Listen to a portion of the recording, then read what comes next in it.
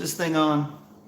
Hopefully it's on. What is happening, everybody? Looks like we are live. A little Mopar Chat live, kind of a late night edition here on a Saturday night.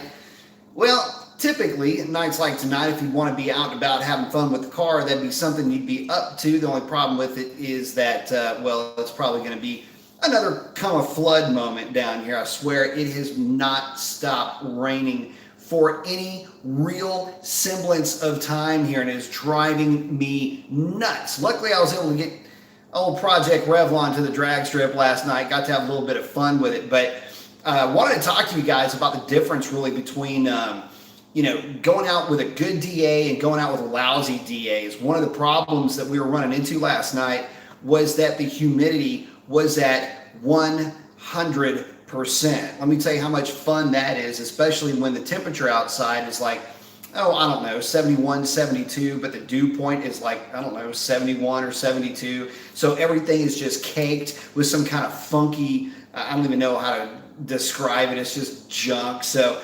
yeah, lots of fun here. But the car did pretty good. Hang on, I got to change a couple of settings here. Bear with me. The car did really well. I was running 1070s basically all night long. It just was one of those situations where there was no way to no other way to cut it, man. The conditions were just garbage. But any time at the track's a good time. So figured I would bring that news to you guys. You cannot really tell, at least not on camera that I can see. This car is absolutely filthy. So the other fun thing, a little fun fact right now, is that we are having some crazy pollen issues here in beautiful Southeast Texas. And so not only was it all dewy, yeah, we had a bunch of pollen on there too. So I was just chatting with multiple Mopars. I said, man, looked like cake batter all over the car. So you can't really tell, but yeah, she needs a bath. But we check in with everybody. Hey, speaking of multiple Mopars, he's in. Sam's saying, what up, Mason? What up, Sam? Steven's saying, heck yeah, man. And then Good Stuff's got the high five. What's up, brother? High five at you. Let's see. Miss Rustler, starting off with a question here, saying, question on 392. Do you think the BBK 85mm throttle body will help on a TA 392 with a functional hood without a ported intake? Nope, won't. I would suggest getting the ported intake and going with a Fastman 84mm throttle body. The reason for that is the amount of time that I have in porting 392 intakes has taught me a few things. And one of those things that it has taught me is that to get the throat area to actually flow, even what a true 84mm is capable of flowing takes a lot of work. It's not just, throwing a generic ported intake on the car. You've actually got to go in and massage those things a lot. So much so, in fact, that some of the castings that are thin have to be backfilled with epoxy just to be able to cover what that 84 will flow. So, that being said, get you an 84mm throttle body and a ported intake manifold. Consider it a married couple, so to speak, and you'll be good to go. But getting one or the other, go with a ported intake manifold. I prefer, if I'm not doing the porting, I would say Peak Speed does a fantastic job on their ports. So you can always go that route. And I know those are hand ported as well. Siphonic saying, finally got my C6 out this week. Very nice. Felt so good driving her since it's been 6 months in the garage. Man, I couldn't imagine that. That would drive me nuts. I usually just sit in this thing and just make car noises if it's raining outside. Let's see, 76239 Warrior, AK, I love it. Will a stock manual 2011 50 beat a stock 11392? If it's, yeah, probably would be, lean heavily in the 50's favor, depending on what tire you're on. If you're both on drag radials, and you didn't say if the stock 11392 is a Charger or Challenger, or if it's manual or not. They would be close, but yeah, I would say the Challenger would get out on the Mustang pretty good, and the Mustang would probably start reeling it in just a little bit on the big end. Although I have to say this, if it is an 8-speed 392, that race goes in the 8-speed favor every single time. Mr. Wrestler got thumbs up. Got thumbs up back at you. Canada guy. What up, dude? What up, man? Sam is saying, I wonder if the 8-speed is better than the car 8-speed. I'm actually interested to see what the exact improvements are. The HD 8-speed is better than the car 8-speed. We're going to have to get a recheck on that one. I don't know. Clarify, please. All right, Black and White Charlie, how much did your 392 weigh after the rear seat delete? Weighed 45 pounds less than it weighed before the rear seat delete. That car weighed in at, without me in it, 3240, and I think with the rear seat delete, it was 3395. That's without me in it. And I usually weigh in somewhere right at 200 pounds. Let's see. He says he was thinking of doing it to his 5'7", and he's trying to reduce as much as he can. That is a good way to go about it. I love it's called the closeout package. And I like that rear seat delete a lot.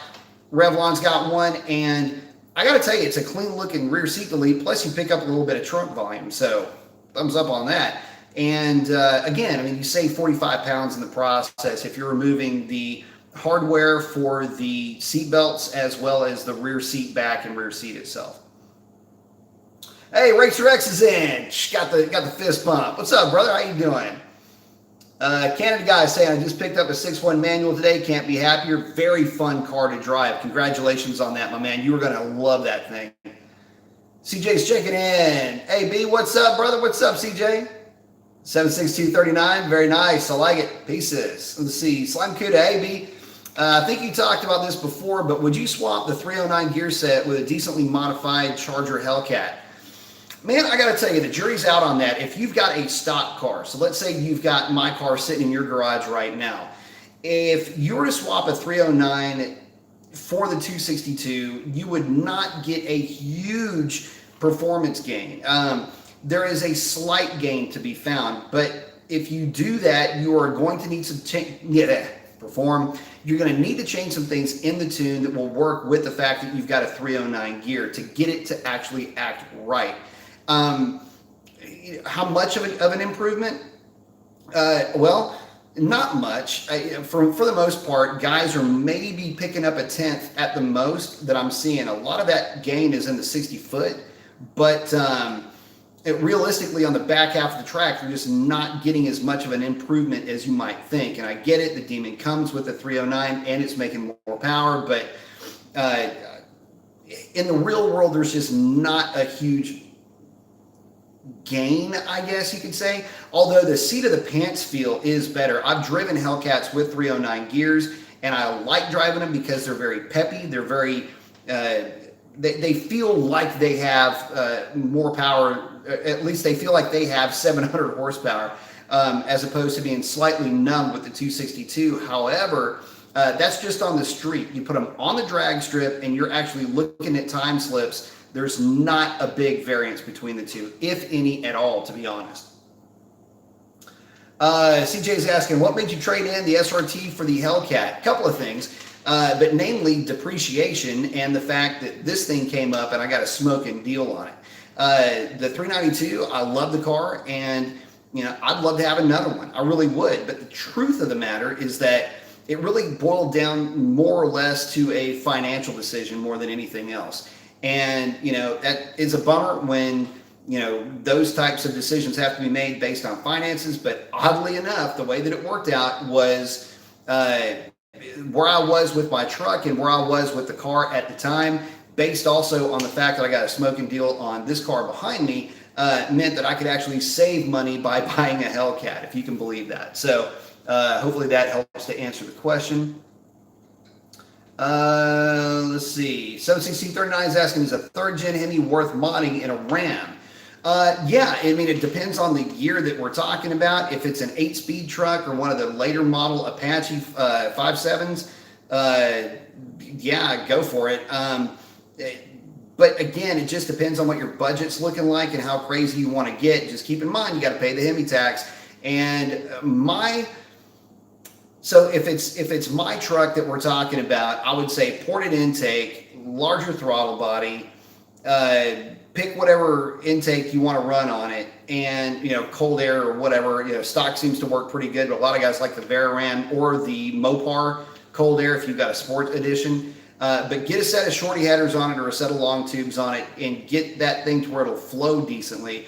And you can have yourself a pretty fun, pretty quick truck. And in fact, getting them into deep into the 13s is pretty easy, as a matter of fact. So just take that with a grain of salt. It's all going to depend on the amount of money that you're willing to put into it and what your goals are for that particular vehicle. Let's see. Grubbiest Fire saying, what are your thoughts on a pedal commander to make my 5.7 feel more aggressive? I like pedal commanders. I've installed them on BMWs and Mercedes over the years, and they work great. So if you want something that's just going to make it feel peppier underfoot, then yeah, I'd say, go for it. Pedal commander is real easy, and they work really well. Let's see. Racer X is saying, MotorTube called me today when he was at the track looking for some advice on how to race his car. Get him all the way down to a 9.8 with a few tips. He was really happy. His car is quick. Very nice. I like to hear about it. A little teamwork there. So, the funny thing is a lot of folks tend to think that they can just throw mods at the car, take it to the drag strip, and it will just go and do what they, in a way that they see on YouTube. And it doesn't really work like that. It does take a lot of seat time. It does take a lot of practice. And oddly enough, you've got to have other extenuating circumstances fall into your favor that you have no control over. Things like, I don't know, the weather is one of them. Aside from that, you've got track prep, which is a secondary major concern.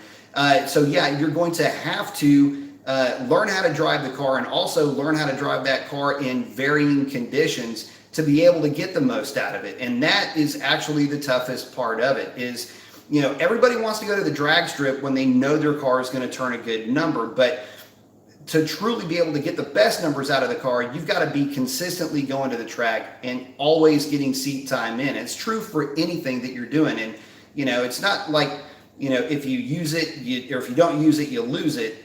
But it's also not like it's, riding a bicycle. You can't just, jump back into the car and get back after it. So, driver mod is a huge component to these things for sure.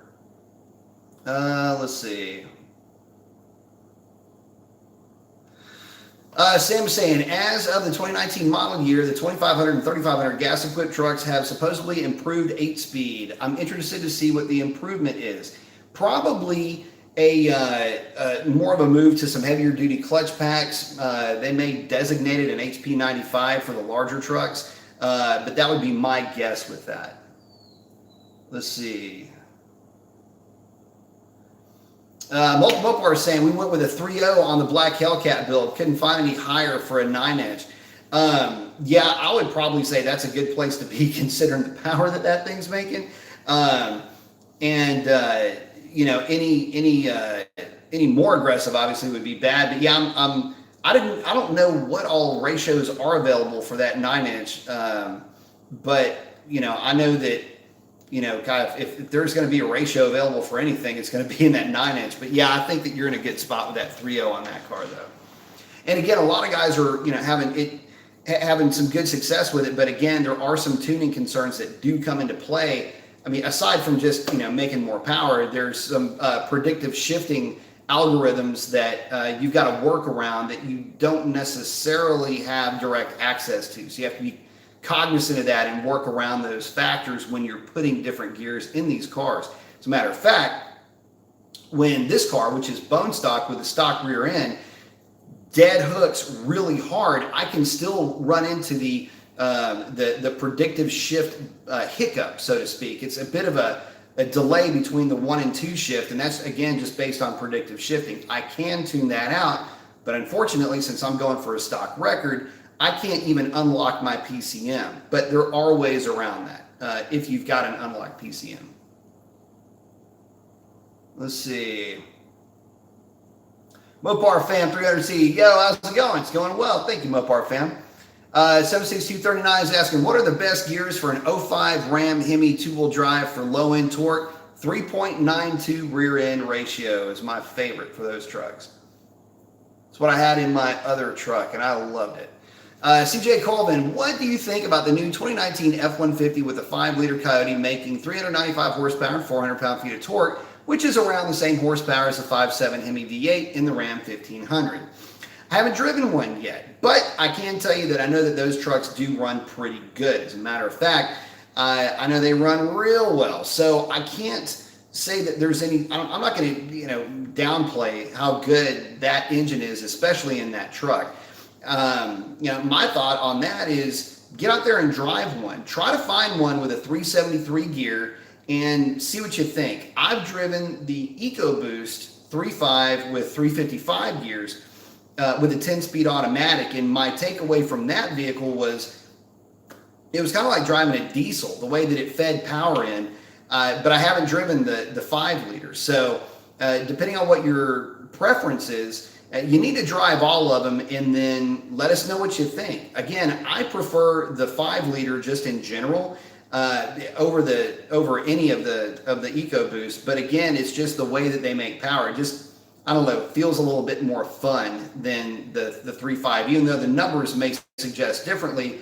My truck actually felt quicker than the Ford did in my truck having 392 gears and that EcoBoost having 355s. Even with the torque being higher for that EcoBoost, my truck just felt peppier. It's kind of hard to explain. So for the 5 liter, I'm assuming there'd be something pretty close to that. But I do like that 5 liter in those trucks. Sam saying I'd go 410 or higher. Yeah, I mean, either way, get you at least around 4.0 for that truck. Mopar 17, what do you think of the 1320? I think it's a great car. I think it's a lot of fun. I would like to have seen them do a little bit more with it. And of course, that's always going to be the resulting answers. Yeah, I wish you would have done more, right? But here's the thing. I am stoked that they're doing something for the naturally aspirated guys, some of the grassroots guys, bringing some of that demon technology a little bit further downstream is cool. However, I would have loved to have seen a little bit different rear end ratio be available for that car. And I would have liked to see a little bit more support from Mopar for the efforts of that car. Say, long tube headers or, some type of an exhaust upgrade to be sold from Mopar as opposed to the aftermarket. And or just pick any host of things. I would have liked to have seen a little bit more of an effort, but I'll take what I can get. And here's the thing. I know that there's plenty of guys out there that are running 1150s and 1160s with those cars just the way they sit right now in no tune. Be on the lookout for those cars to go pretty deep into the 11s and then into the 10s if people start putting cams in them. But, it's not like you can't do the same with a Scat Pack core. You just don't get some of the gizmos and gadgets that come along with that car. But that being said, I'm a pretty big fan of that car and can't wait to start seeing them at the drag strip. Oh, damn, multiple Mopars. Thank you very much. Says for making you late to the live. Man, brother, it's always good visiting with you, man. I do appreciate that very much. It was definitely fun chatting with you. But I know he and I were on the phone for a little bit, just kind of shooting the shit, and we just talking about some fun stuff. But yeah, it was great visiting with you, man. Always good. And thank you very much for the contribution, brother. I do appreciate it. But yeah, that was definitely fun catching up with you for sure. Let's see. CJ's asking, have you seen a reality TV show, Lizard Lick Towing? I'm aware of it, but I don't watch any TV, to be honest with you. Very, very few shows that I watch. Mopar fam saying, I'm getting a first-gen Chrysler 300C as my first car this year. Very cool. What do you think should go on the list of small mods besides exhaust system and cold air intake? Man, aside from just changing oil often in that thing, I don't really think of anything above and beyond that for that car just yet. Just enjoy it. Enjoy it for what it is too, because those are actually really nice cars. Let's see. But congrats on the new ride, man. DESRT, last week I ran a 10.947 at 128, then a 10.942 at 125. Can you tell me what happened? Catalytic converter over temp protection kicked in. Happens to all of us. Towards the end of the pass, you went into cat over temp and it went rich, and that's what killed your mile an hour on the big end. Happens to happen to that one a lot if it's especially once it's already well warmed up. Cat over temp protection, it's there to protect your cats. Make sure they don't, melt or crack or explode, whatever. Anyway, but that's exactly what happens. It went to cat over temp. Racer X saying Molten Mopar's in the house. Kevin Collins, hey Mason, what do you think about the Scat Pack stage upgrades for the 5.7 5-speed? They're actually pretty good. They're not overly aggressive, but they are plenty aggressive to keep you entertained. I do like those. Let's see. And it's cool. You can get the badges, and you've got stages 1, 2, and 3 for the Scat Pack upgrades for the 5.7. Let's see. CJ saying Scotty Kilmer will say Chrysler products, especially modern ones, are complete garbage. Well, I don't. That tells you how much I know about Scotty Kilmer. I don't even know who he is. Racer X is the man, says Mopars. Yes, sir. Racer X say, B, we need to get our cars back out together, my friend. Yeah, we do. I'm looking forward to having hopefully some decent DAs show up here pretty soon. It has been murder trying to get some, at least serviceable density altitudes lately down here, or, just working around the fact that it's constantly raining or funky outside or something. But, yeah, I'd love to, man. In fact, I'd love to head up to Dallas. At least up there, it's a little bit drier, I would think. I mean, dude, freaking running in fog down here is gross. Racer X fist pumping Mopar fan. Let's see. CJ Colvin, do I have any Irish blood in me? I am a tour of Western Europe, man. I've got everything from Morocco all the way around. If it's north of Northern Africa, it is in me floating around somewhere. Gorgeous Scat 392. What's going on, Brian? What's up going on, Gorgeous? Let's see. Molten Mopars. Doing great, Mopar fam. Like it. Mopar fam saying, do I live in Texas too? Absolutely I do. Houston. Let's see. Sean Egan, Mopar fam. Let's see. I have a 2005 300C all-wheel drive. I did mild muffler delete. Oh, yeah, the muffler delete for sure. Exhaust mods are a must on the 300.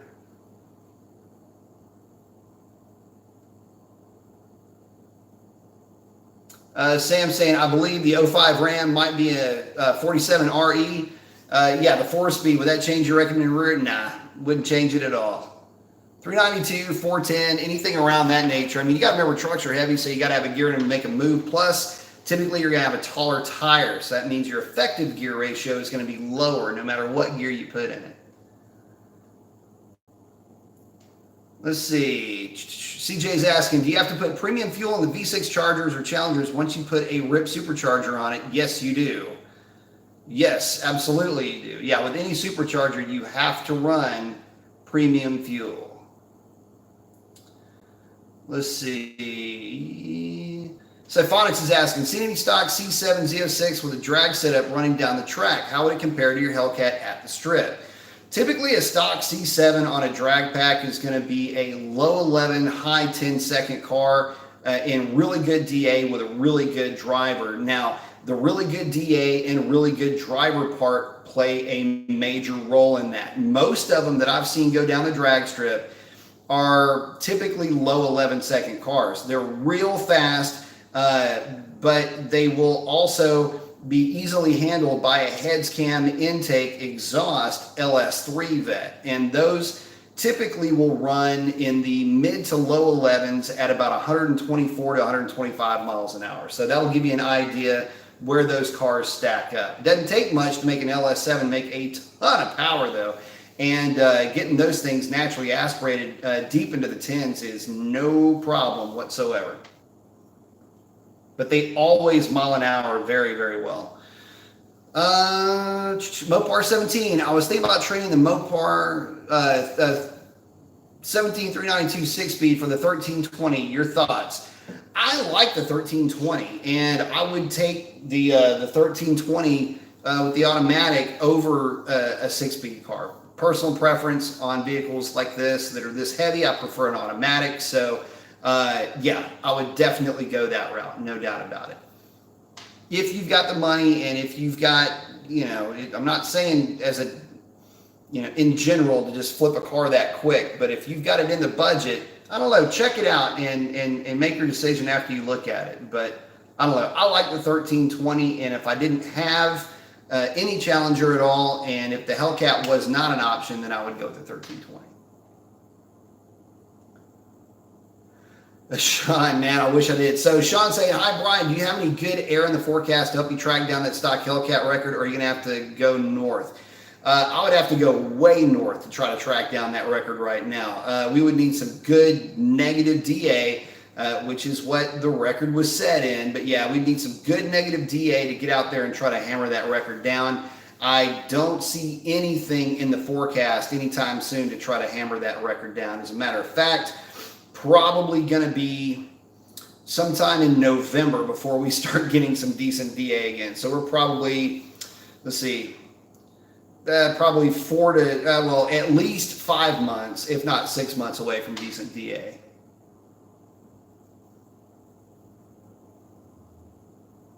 Mopar 17 saying, great job. Oh, thanks, man. I appreciate that.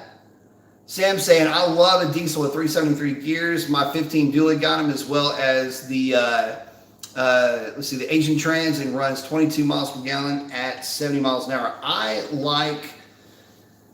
It depends on the truck. I like 410s, but it's kind of a tough call. It depends on how much highway driving you're actually doing. Demonology's in the house. Thank you very much. $20 donation to the cause, man. Thank you so much, sir. Saying, should I tune my race PCM or my stock 808 PCM, and why? Tune your race PCM because it's already unlocked, and realistically speaking, I mean, you're going to be running your race tune with your race PCM. I mean, there's no reason to really bounce back and forth. The 808, save that for, if you want to, really put that in the closet, honestly, at this point. If you want to get it unlocked, you can. I don't think it would really make too much of a difference, but, well, now that you mention it, if you get it unlocked, you can change the parameters on the stock PCM to where any modifications that you choose to do mechanically would be able to be accommodated by your older PCM. So in a way, you're almost killing two birds with one stone, although you would probably still want to modify, if you're talking about tuning for racing, I would say modify your crate PCM, again, just because it's there. So, and it's unlocked. And as far as, what benefits there would be in tuning the car is, again, going to be dictated by the type of fuel that you're going to run and other mechanical modifications moving forward. I can tell you that with just a tune, we were able to pick up a couple of tenths and a couple of mile an hour on a stock Demon. From there, obviously, the sky is limited only by funds at that point. So, pulleys, E85, other exhaust mods definitely will get you a significant jump in power. But if it's just a tune and you're looking for just a little bit of an upgrade in power, killing cat over temp, things like that, I would stick with the crate PCM and just go from there, because realistically, that's what the car is going to have in it all the time anyway. So, but thank you very much for the contribution, man. I do appreciate that, sir. Let's see. Bear with me, guys. Cranman is asking, hey, B. Mason, can you explain why tune long tubes, cold air intake, full exhaust doesn't get much gains in performance from our 392s where the SS and 50s do with those same mods? It's something I never understood. Very good question. And most of the answer to this question has to do with two components of that engine. The first is going to be the intake manifold. The intake manifold on the 392 simply does not flow enough at high RPM levels. It is fantastic at generating torque and mid-range power and relying on the cylinder heads to drag the power up on the big end up to about 6,300 RPM.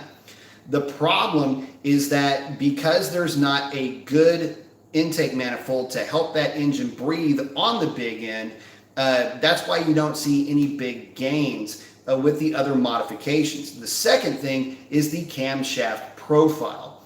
You have to understand that the profile of the stock camshaft is a bit obnoxious in a couple of ways. It's got high lift, but it's got very little duration, and it's got a very wide lobe separation angle, which is the angle between the exhaust and the intake valve lobes.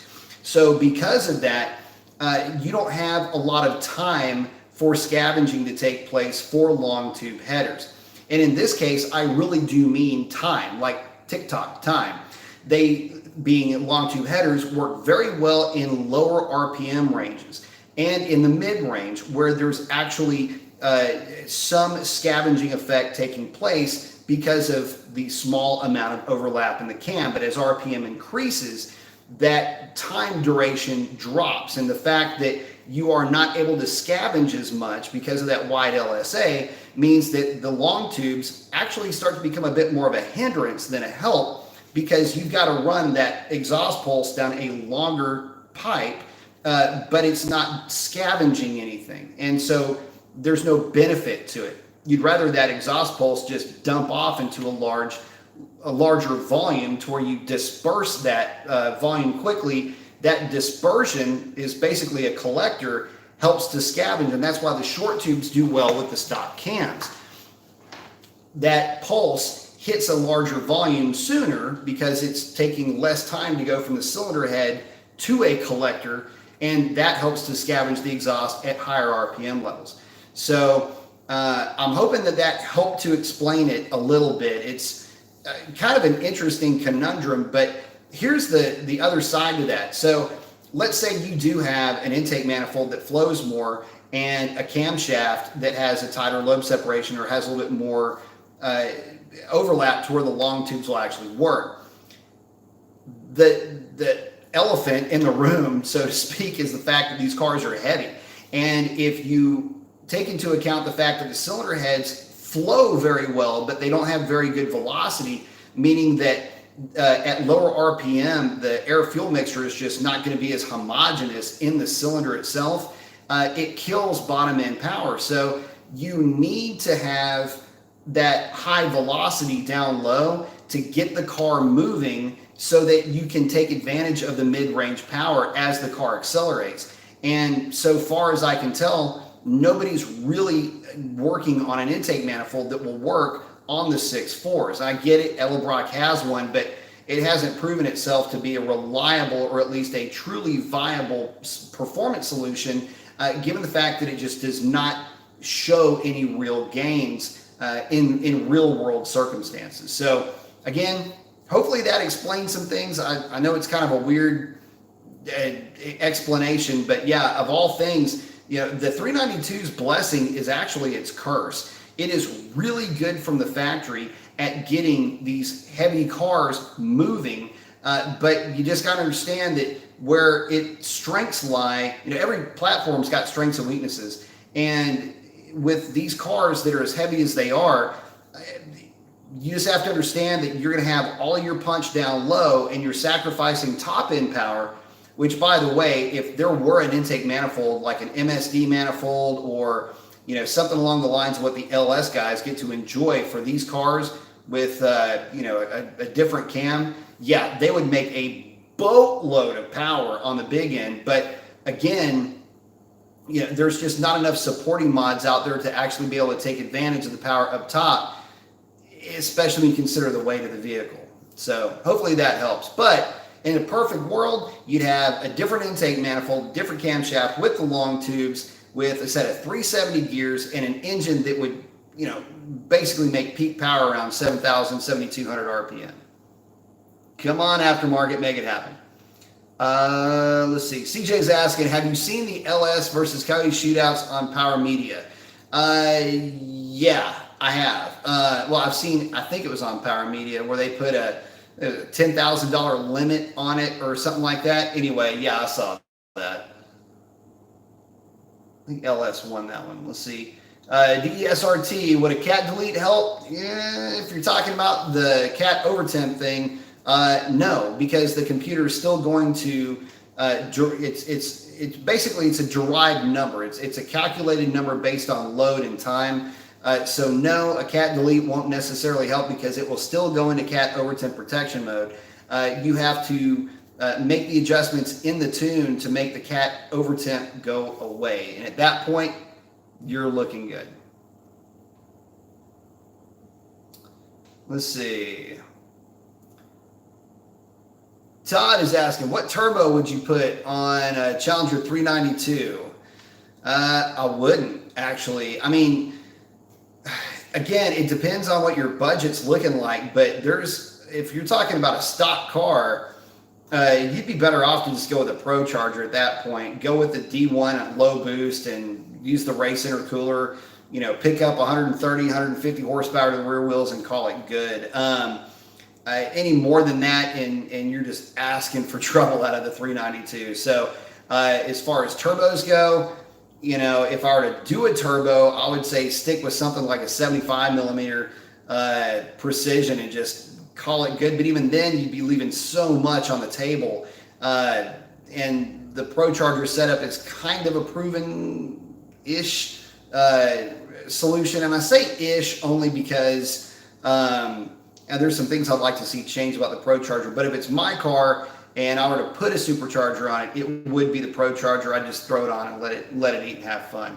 But 75 millimeter would be about as big as I would go, just because I'd want to try to maintain a certain level of drivability with the car, get the thing where it'll spool up quick to get the car out of the hole pretty quick.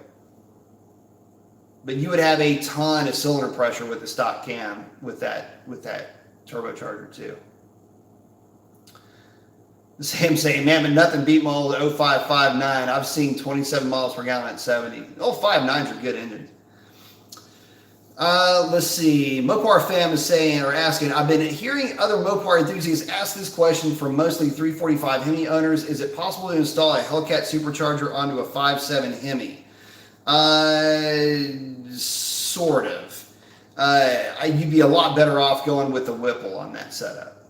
And I will just leave it at that. Jazz Hellcat's giving Demonology some advice saying, buy a new race PCM and have it tuned. Keep both of them, both the other ones stock. You could do that, but I mean, you're still going to be showing a 1405 code, so it doesn't really matter either way. If you want to have two of them, still ready to go, then, two of the stock ones ready to go and have one that you can sell, maybe. But yeah, it would be tough to, it'd be a tough nut to swallow, actually, because you've got about $600 in ECU you'd have to buy. CJ's asking, what do you think Dalsaman's 2014 Pro Charge Charger making 550 and 600? Not really familiar with it. Can't say. But if it's making that kind of power, I think it's awesome. Sam's hollering out at Demonology saying, yo, what's up?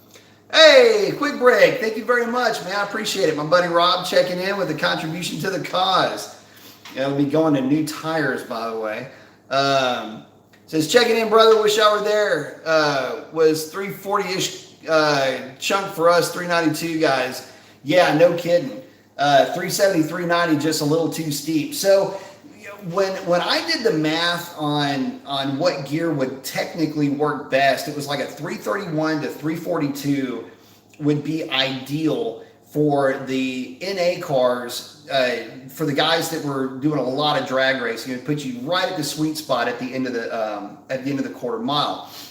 And the reality is that the ZF rear end is not serviceable, meaning you can't put a different ring and pinion in the thing, which is ridiculous. And there's not any stock application that uses that gear ratio. You have a 370, which is in the manual Hellcat, And you have the 3.92, which is in the manual 392 car. So you've got a couple of options that are available to you if you've got an 8-speed automatic.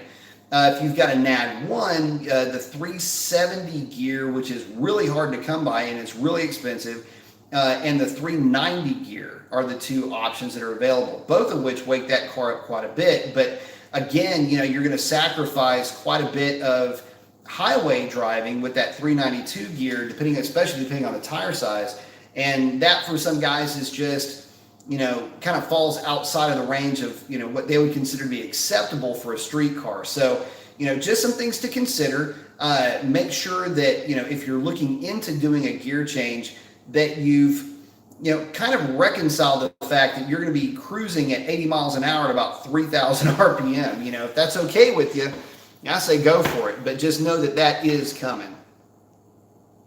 But thank you again, brother. I appreciate that very much.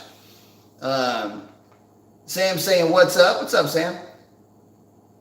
Chris saying, what's up, brother? How you doing, brother? Doing great, man. Racer X hollering in with the psh on Quick Brick. What's up? Quick Brick saying, damn it, 392 guys. I must have passed over. I guess there was a typo up there. Multiple Mopar saying, we can put that Z06 C7 thing to the test if y'all want. Hell yeah. I think he was talking about the C6, unless I misunderstood it. Now, the C7 is a horse of a different color. C7 is pretty stout from the factory, but yeah, we need to get that C7 down here and see how we do lining those bad boys up. Because I know that thing will absolutely scream down the quarter mile.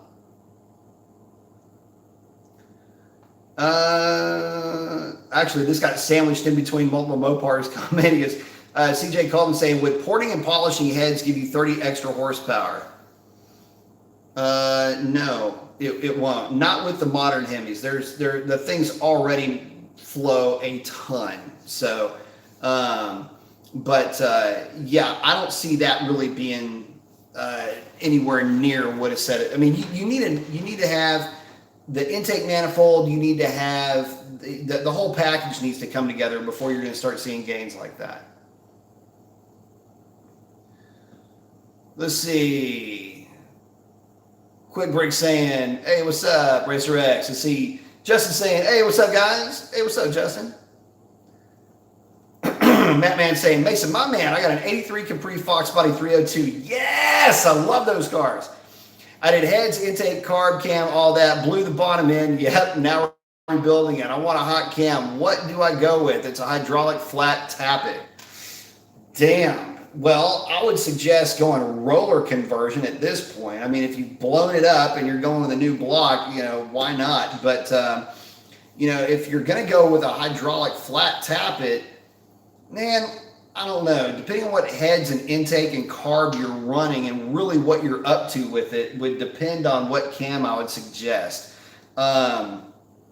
If you're going to stay 302, and if you're going to go with a roller type of a cam, which would be my suggestion, I would say, something in the 220 range on duration, intake center line around 108, 109, lift around 542, 550 on both intake and exhaust. Lobe separation angle of about 113 and a half, and exhaust duration around, I'd say 232-ish would put you in with a pretty sweet cam. That would be my specs for that cam, or for that car. And it would scream and it would sound good. It'd be a lot of fun. And I love Capris. Freaking love Capris. Mopar fam is saying, is it true that if you put Nittos on a highly prepped drag strip with a 306 gear found in a 6.1 SRT8, that the rear end will break like demonology? Nah, it's not true at all. You got to remember the loads are completely different than what we're talking about. We're talking about the load on the rear diff on a Demon is far and away more than what that 6.1 is going to put down. So, yeah, don't worry about that whatsoever, man. Get some drag radials on that car and get out there and have some fun. you are not going to do any damage to that diff, I don't think, at all with where you're sitting on that car. Oh, CJ is saying those drag wheels and tires are badass on the Hellcat, man. Thank you very much. I appreciate that. 76239 is saying, please tell us, what is that famous Hemi tick? It is a combination of two things, or potentially two things. The most common, by a vast margin, is the backing off of the header bolt or the exhaust manifold bolts, which make the flange on the exhaust manifold pull away a little bit from the cylinder head, just a little bit. It just loosens it up just slightly. And when it's cold, you'll get it's basically an exhaust leak at the manifold. And then as everything heats up, everything expands and kind of comes together. Over time, that will get worse, and you've even seen some of them with missing manifold bolts. That's typically where that comes from. Now, the second reason would be a failing lifter. And typically the sound of the failing lifter is almost a chirp in a way, more than an actual tick. But you could call it a tick. You could hear it like a tick as well. The main difference is if it's got an exhaust manifold bolt issue, Hemi tick, you will have a situation where the problem will go away after about no more than about a minute of the vehicle running. If it's got a bad lifter, what'll happen is you'll have that tick, so to speak, and if you give it a little bit of throttle and build some oil pressure, it'll go away. And if you lift your foot and it drops back down to idle and it comes back, then that's a bad lifter. So those are the Hemi ticks, so to speak. Let's see. Justin is asking, Brian, I meant to ask, if catalytic converter temps are an inferred value instead of measured value, would you think that disconnecting the battery could reset it? No, it's actually a function in the tune. It has nothing to do with resetting values or anything like that. It's basically calculated from load and time at load, so to speak, to get you to that point. It's a little bit more in depth than that, but for just purposes of conversation, that's what it's derived from. Multiple Mopar saying, I like at least 1,000 horsepower in my diesels. Yeah, it'd be a lot of fun. I'd love to have a hot rodded diesel. I love diesels. Justin's, thank you very much. Justin with the contribution to the cause. Thank you very much. I do appreciate that.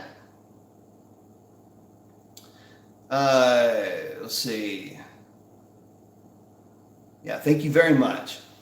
Mopar Fan 300C is asking, if I were to get a pre-Eagle 300C 05 to 08, will I be able to install an entire Hellcat or Scat Pack exhaust system on it for a deeper identical sound? You can put the manifolds, the 6.4 manifolds, I believe will work fine, but you will need the rest of the 6.4 exhaust system on it to make exhaust system to make it work. And believe it or not, you can find those out there for sale. CJ's asking, what do you think of the Borla attack on the 2011 to current F-150s with the 5-liter Coyote V8? When it comes to exhaust systems, it's all subjective to me.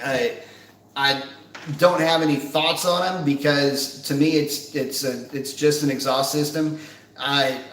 They sound good, so there's that. But I think that just like with any exhaust system, you can get sick of them after a while if they're a little bit too loud. So, I would say, what you like today might not be what you like tomorrow. And, something that sounds good with a good tone is a lot more impressive than something that's just plain loud. Let's see. Sam's asking, Mopars, I'm going to say man to man, but for street use, I'd like to be around 600 to 700 wheel. Bad him saying, yo, Mopar Master. Law's good. Of course. Let's see. CJ Colvin saying, how much power will you gain with porting your factory intake manifold? Oh, factory intake manifold. It depends on how bad a shape your existing intake manifold is. I've seen some that were terrible. So, somewhere around 10 horsepower is typically normal, 10 to, with about 12 pound-feet of torque, but it will have a gain of 12 pound-feet of torque, typically across the RPM band. But again, it depends on how bad your stock intake manifold is, especially when you're talking about core shift. I've seen core shift, and what I'm talking about here is when those intake manifolds are put together, you've got basically layers that are coming together, just different pieces that are epoxied or sonic welded together, depends on the manifold that we're talking about. But those pieces can shift either front, back, side to side, and I've actually even seen them shift torsionally as well. So it depends entirely on how bad that intake manifold is, how much core shift we're really talking about, and to be honest with you, most of them will pick up a minimum of 5. Some will pick up considerably more. I picked up as much as 13 on a pretty nasty looking intake manifold. Let's see. Justin saying, by the way, guys, I noticed that 2015 SS with long tubes and a tune. I iced 2015 SS with long tubes and a tune. I have a 2014 305.7 with cold air, reso, and muffler delete, dyno tune, and Hoosier slicks, ET to 12.7. I like it. Mopar, Sam Grable, it's all on the right foot, man. That's right. Then Sam saying mine's a little bit too heavy for my wallet. Mopar fam is asking, is it ever possible to install Hellcat internals in a 345 Hemi? No, they have different bore sizes, but the Hellcat crank is the same, although a bit more beefed up version of it as a 345. So really you're looking at rods and pistons, and you're better to just go with a set of Molnar rods and pistons. Handle plenty of power.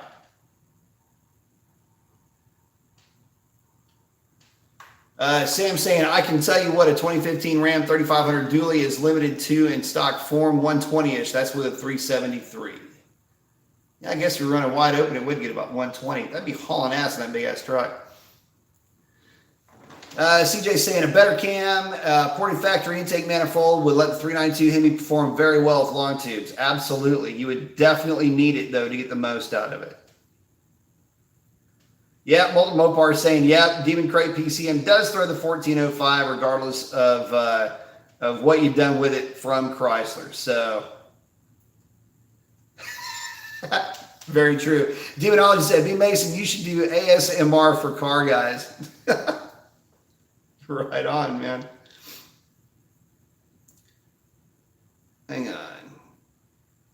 Mopar fam saying, I wonder if anyone has ever taken their first gen or second gen LX and swapped the NAG 1 for the 8-speed. I don't know of anybody that's tried it, especially considering it would be tough to do from a programming standpoint. Most of those guys just trade their cars in on one that already has the 8-speed in it. G-Rockin' saying, just check it in, brother. I love it. Got the devil horns up. Symphonics is saying, possible for an 18 GT A10 with just an exhaust and Lund E85 tune to beat an FBO minus cam C7 Stingray, also on E85. Saw, I guess another YouTuber had a post, and I called bullshit. He banned me real quick. Man, it's tough to say. That Mustang with a 10-speed is real tough to beat. If you're talking about a C7 Stingray, you got to remember, if we're talking roll racing, a full bolt-on Stingray is going to be tough to beat on E85 either way. It'd be a pretty close race, man. I'm not really sure where that whole race would wind up specifically.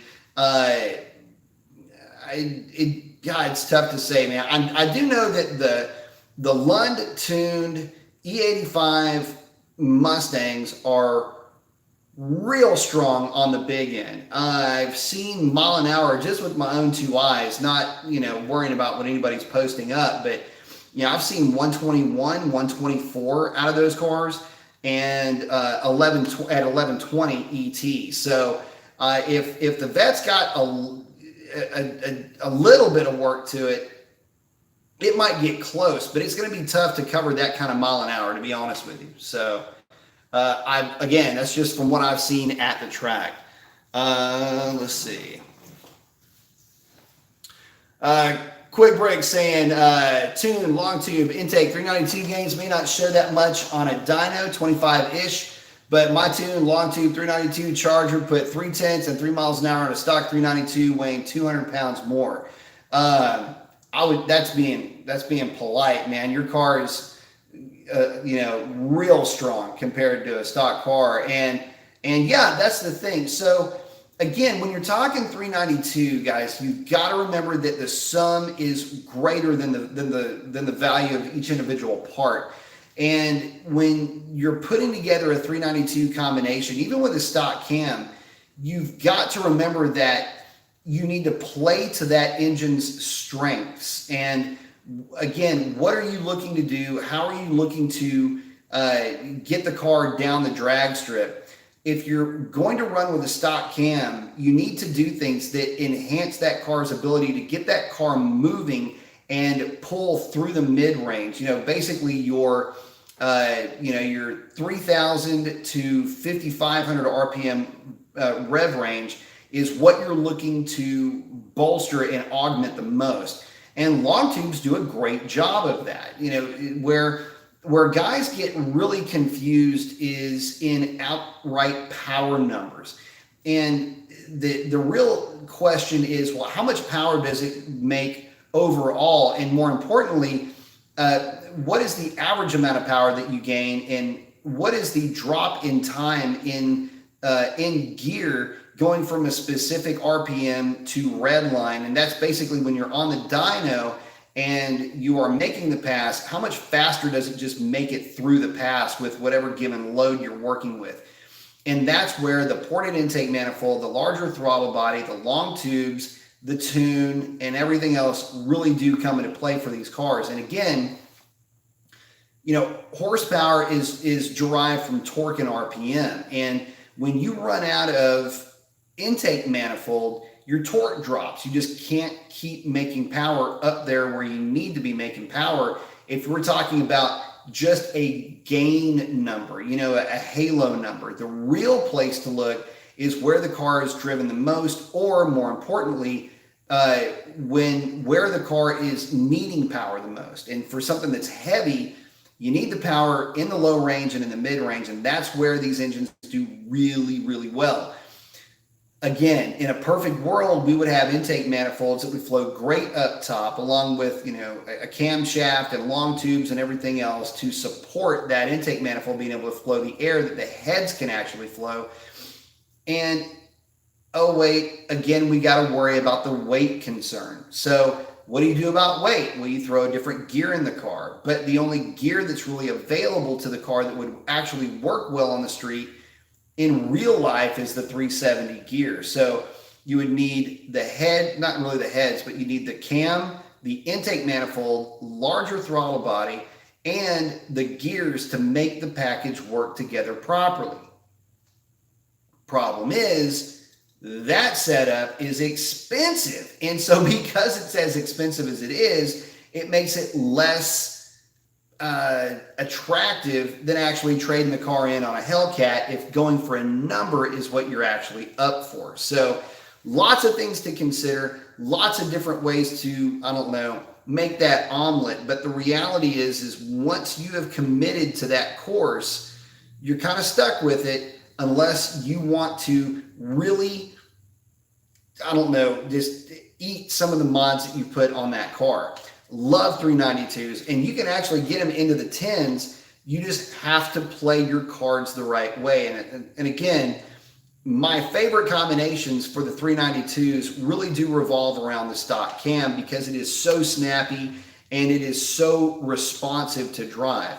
I do have a cam profile, a cam grind that I designed for the 392 that does work very well. But again, it involves putting a camshaft in the car, which is camshaft, springs, lifters, push rods. The whole bit has to be swapped out.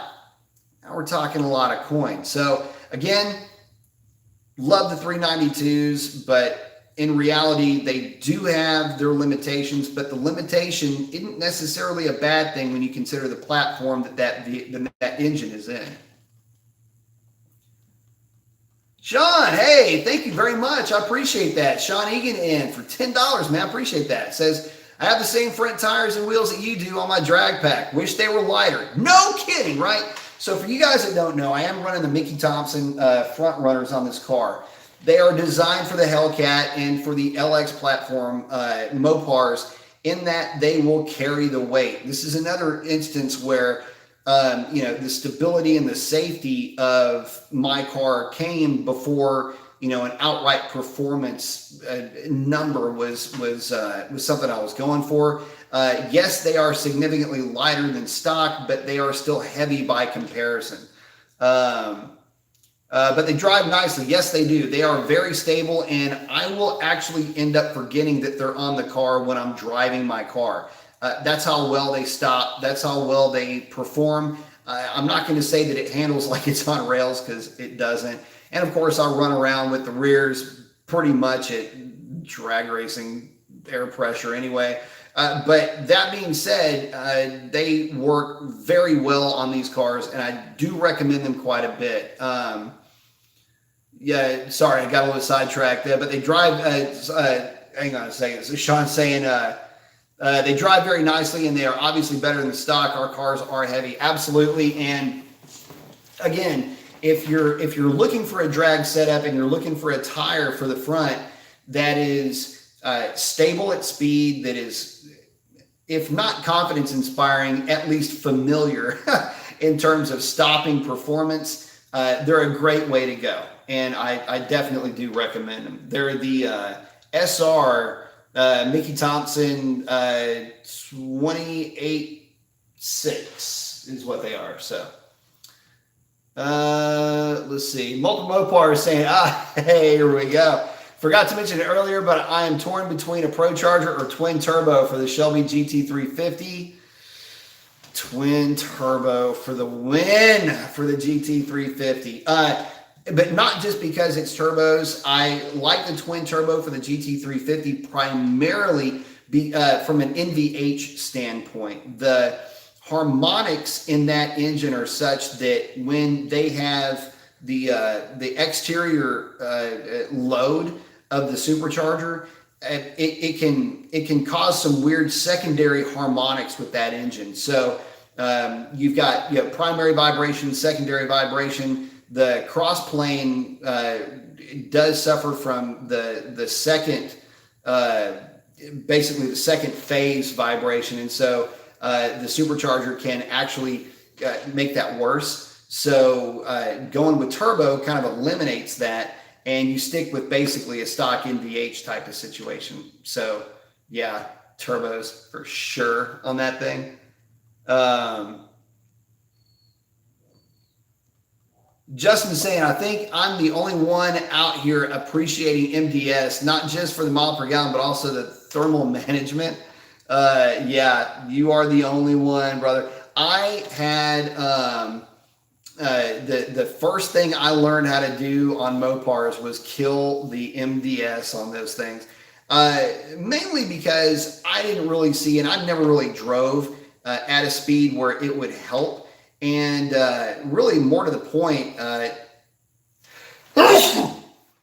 that came out of nowhere. But the other reason why was that it drove me nuts the way the thing sounded when MDS was kicked on. Quick breaks coming in, saying continued on same track, same day, on same wheel tire setup. So while the dyno gains may seem insignificant, they are definitely discernible in reality. Absolutely. And that's something else too, that has been more and more, accepted in a lot of ways with these modern cars. You don't see huge jumps in power with tunes on the NA cars, at least with the Mopars. But what you do see are pretty significant gains at the drag strip. And a lot of that, again, has to do with the fact that you're taking something that's heavy, and let's say you're adding 2 degrees of timing to that tune. If you add 2 degrees of timing to a car that's light, it's not as much of a timing bump as something that is heavy, mainly because you have higher dwell time just based on the fact that the car is heavier and it's taking you basically more cylinder pressure to get the thing rolling, get the thing moving. So you have more, technically you would have more cylinder pressure because of the weight. Weight is like adding an artificial timing to the car. So a slight bump in a dyno, even though it's loaded, doesn't really show that that same load that the car is going to have on the street. You can get close, but you just don't get the same dynamics that you get on the street. Even with a Mustang dyno, it's very, very close, but not exact. And that's why you do see gains that you see more in real life than necessarily you do at the track. Another car I can tell you that did that big time was the Demon. The Demon, I think, picked up 15 horsepower, maybe 20 horsepower when it was tuned on 93 octane. The funny thing is the car picked up 0.2 and 2 mile an hour. So based on the weight, you wouldn't have expected it to pick up that much in ET in mile an hour with that low of a horsepower number, but it did. And that just kind of goes to help to further illustrate that, even though you've got, these modest gains in power, you still have fairly significant gains in the real world. James Powers letting us know, professing his affinity for the automobile. Jay Palm is saying, I made it. Got the 2 arms up and the fist bump. What's up, Pete? What's up, Jay? Good seeing you, brother. CJ is checking out, is saying, well, B, you have a wonderful night. CJ, you do the same. Stay safe out there, my friend. Mopar fam is saying, how come 6.1s never came with MDS like the 5.7s do? They didn't have to, basically. The MDS thing was something that was put in basically to try to satisfy some MPG issues. Let's see. Which means that 6.1s are actually a little bit more fun to play with in some respects. King is saying, are you planning on any power mods or cosmetic mods? As far as power mods, I can't do anything yet. And the reason why is because I'm going for the stock Hellcat record, which means that technically I cannot even unlock my PCM. That being said, eventually I will start looking to do a little bit more with this car. It will involve more in line of transmission tuning than anything else. As far as making more power, I'm a little bit torn on that. I'm not really feeling it right now, mainly because the car is plenty fast the way that it sits. And, for what I like to do with the car, I don't really require any more power in terms of pulleys or nitrous or anything like that. If I were to go with any modification to my car, it would probably be a 10% larger, lower pulley and possibly a different set of injectors, and basically leave it alone at that point. Probably do a cat delete and pull cat over temp protection out of the tune. Basically just a, what I've called in the past a DA modifier. In other words, get the car to where in really lousy density altitude conditions, it runs in the 1040s, 1050 range. And that way in really good DA conditions, it runs in the low 10s, say a 10.2, 10.1. Really not altogether interested in going much faster with this car or trying to get much more out of this car, mainly because I've kind of been there and done that in terms of outright just super fast stuff. This car is just really nice, really fun to drive, and I don't want to make the switch to E85 to really make to get to a power level where it really does make a huge difference in terms of how the car feels and just the general dynamics of the car. When you really change that, it takes another 200 horsepower, but another 100 horsepower really isn't going to make too much of a big difference. So for me, about the most you'll see out of it will be a 10% lower, And again, the 10 lower is mainly there just to, take advantage of, more wrap on the belt. If I didn't do the lower, I'd probably go 295 upper and just pin the stock lower. But I would rather put a 10 lower on it and pin the crank that way. That way it's already got that 10 lower. And then if I did just lose my mind one day and decide to go crazy, then that part's already on the car and I don't have to worry about it. So hopefully that answers that question. Cosmetically, I don't know, man. I kind of like the way it looks now. The only thing I might do, can't think of anything off the top of my head. But if I saw something, I'd probably jump on it. Probably wheels and tires. Let's see. Oh, G-Rock is saying, brother, I am seriously thinking about getting some long tubes for the Scat. Just can't beat that sound. No, they sound fantastic. I will never say that they don't sound good. And if you do it just for sound, man, I mean, there is nothing wrong with that. You're going to pick up some. Oh, the other thing about long tubes, and this is going back to Quick Brick's car. His car always felt stronger than mine, especially at partial throttle, in partial throttle conditions. It's, tipping into the throttle on the freeway to pass somebody or whatever the case is. That's also where the long tubes will pay dividends is, don't worry about the horsepower or torque numbers or any of that. That, to be honest with you, really turns into window dressing. Where it does pay off is in the driving experience, not only with the sound, but also just in transitional areas with partial throttle. That they do pick up there as well. Let's see. Speed Freak 93 saying, hey, Brian, just checking in, sitting back and listening and learning tonight. Cool, man. Thank you for hanging out with us. Appreciate that. Let's see. Sean Egan, G-Rock, get the long tubes. They are spendy, but the sound is amazing. Absolutely, they are. James Powers, completely off topic, but any advice on anxiety?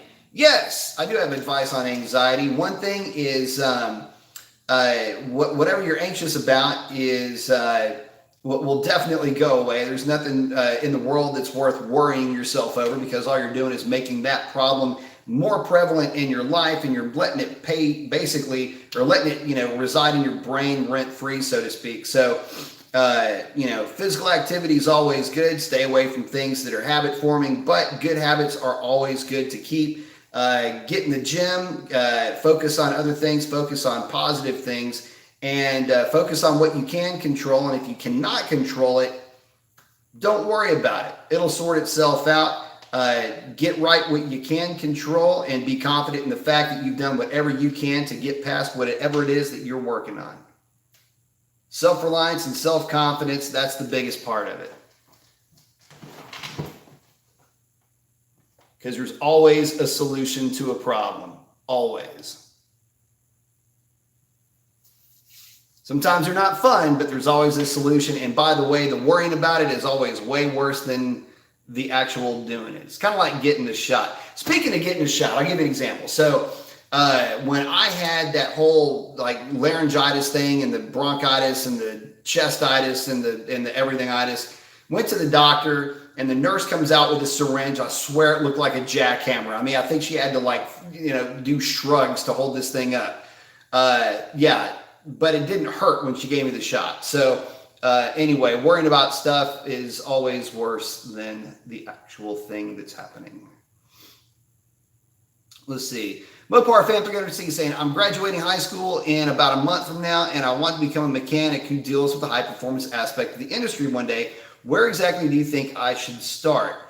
I like the School of Automotive Machinists. They have a very strong curriculum, and they have one of the best, in not only academic, but hands-on programs that I'm aware of. So if you're interested in those type of things, look into vocational schools that will help get you the skills that you need to where when you graduate and are able to move forward, you'll have a solid background. And also keep in mind that those instructors that you'll be working with are typically also working in the real world as well and can also steer you in a direction, freaking mosquitoes, steer you in a direction that will work. But again, it's all about you get out of it what you put into it. And a lot of what you'll be looking at is, non-traditional,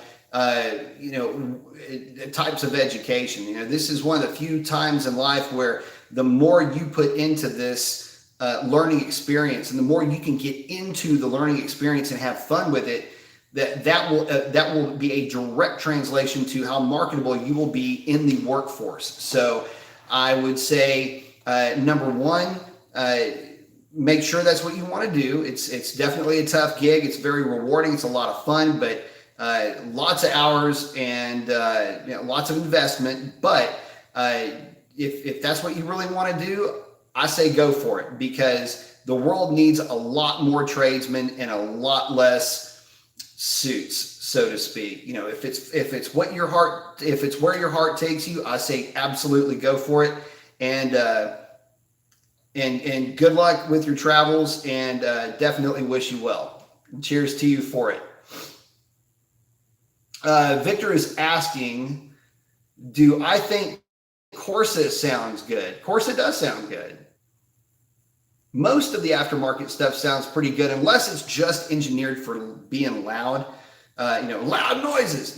Those always sound like crap to me. Not because they're loud, but because the tone isn't right. It's just from an auditory point of view, if that even makes sense. But that's where they just don't sound that good. You want something that has a good sound, and that orchestra that's coming from underneath the hood, that melody is translated the right way, and not just in, being loud, because anything can be loud. You ever have your girlfriend or your wife start yelling at you, you know what I'm talking about. Let's see. Want to make sure I'm not passing anybody. Mopar fam saying, if I were to install a Whipple supercharger with a B Woody cold air intake, will the cold air intake make the whine louder like the Hellcats, or is it something else? Actually, yeah, it will. If you run any type of open element filter with a any supercharger, but especially with a positive displacement supercharger, you'll hear it whine like crazy. 76239, best oil brand for the Hemi. Pennzoil and Mobil 1 are the two that I like. And I switch back and forth. I don't really, I don't have a preference one or the other. It's just whatever I get my hands on. I change my oil rather regularly. So, typically I don't go above 2,000 to 2,500 miles on an oil change. But then again, I also run the car pretty hard. And so I maintain it very regularly, and I maintain it like I'm running it. So far as I can tell, I've never had any issues with Mobil 1 whatsoever. So something to consider there too. Oh, it depends though. If I were to be running it like in open track events, I would probably switch to AMSOIL at that point and run something with a little bit more viscosity, based just on oil temperature at that point. Well, Mopar is saying Jay Poma is the man. Jay Poma is the man. For sure. Let's see. Justin is asking, are you ever going to try taking your seats out for a pass or two? I'd love to see what a skilled driver such as yourself could do with a stock Hellcat with a drag pack. Well, so far, thank you very much for the kind words, by the way. So far, we're number 3 in the nation for stock Hellcat, and we missed it by, well, I'll put it like this. Stock Hellcat record is a 1043. We are at 1047, and missed it due to a ridiculous headwind. Would have had it, but then again, woulda, coulda, shoulda, and all the ifs and buts and everything else. But that was with all the seats in the car. I do have a rear seat delete in the car, and if I were to take the passenger seat out, I would guess that 60 pounds would probably equate to maybe half a tenth. So yeah, I'd be pretty close to, maybe not even half a tenth, probably about a third of a tenth with that weight out of it. Tough to say, but anywhere between a third to half a tenth.